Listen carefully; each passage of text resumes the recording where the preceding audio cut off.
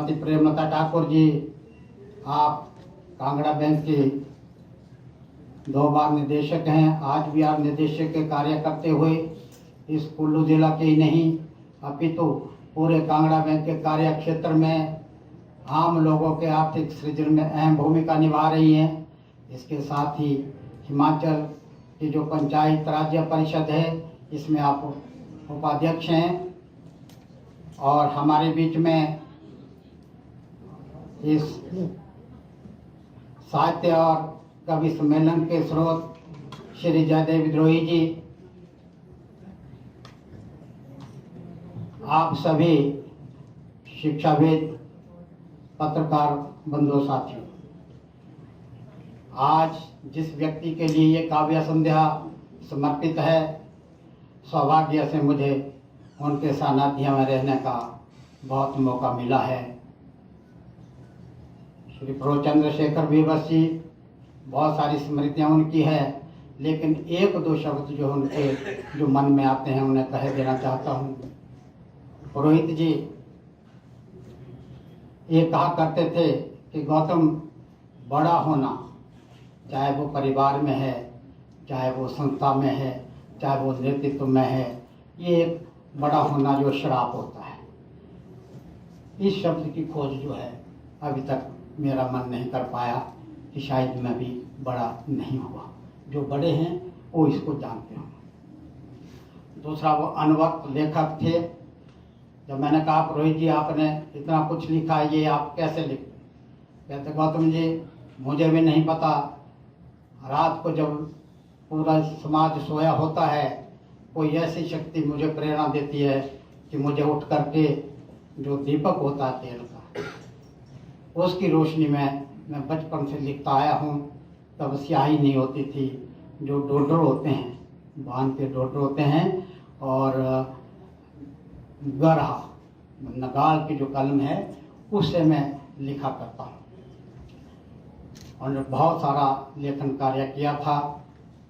अक्सर कहा करते थे कि गौतम, अगर ये छापा नहीं गया तो मुझे जो ये व्यास में फेंकना पड़ेगा। जैसे मोहन से एक मियाँ जी थे, मेरे रिश्ते में मास्टर जी भी लगते हैं, उन्होंने बहुत सारा साहित्य लिखा और फिर व्यास को समर्पित किया।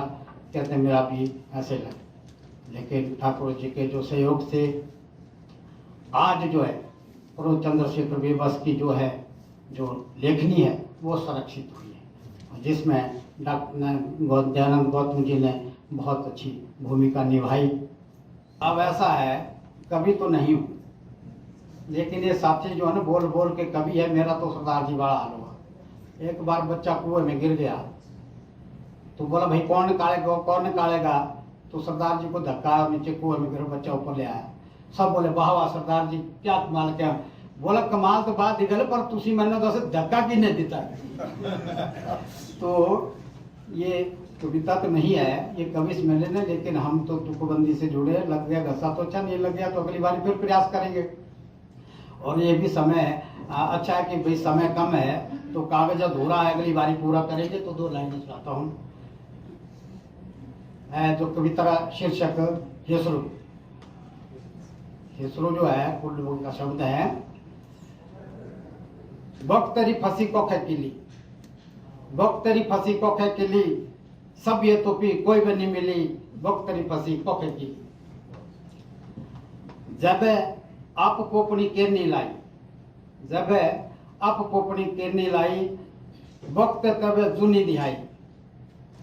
जब आप कोपनी केरनी लाई, वक्त तब जुनी दिहाई, सब ये है होशियार। हेसरू बोला, हेसरू बोला, सुखा दुखा बोंडनेरी रीत राहुई, सुखा दुखा बोंडनेरी रीत राहुई, झुरी दाई बुझनेरी नीत नहीं आवी। सुखा दुखा बोंडनेरी रीत राहुई, झुरी दाई बुझनेरी नीत नहीं आवी। लाई बनानी अपनी सोह अपनी जाच, लाई बनानी अपनी सोह अपनी जाच। अंडे खुद भी नहीं आऊ, अंडे खुद भी नहीं आऊ, गुजवा थाच, खुद भी नहीं आऊ, गुजवा थाच। बक्तेरी फ्याड़ा बिहार, बक्तेरी फ्याड़ा बिहार। हेसरू बोला, ಹೆಸರು ಬೋಲ ઓકેન ઉઠિયા પારે મેળનાની કીછે ઓકેન ઉઠિયા પારે મેળનાની કીછે જો દિશે નાવ તે બેજાસતી છે ઉલટે બાંબા જો દિશે નાવ તે બેજાસતી છે ભરુઈ મુઠ્ઠી રીતે હવા से ખીસે ભરુઈ મુઠ્ઠી રીતે હવા से ખીસે ચૂપ ટણાકે મેળ સમાર ಹೆಸರು ಬೋಲ ಹೆಸರು ಬೋಲ ધન્યવાદ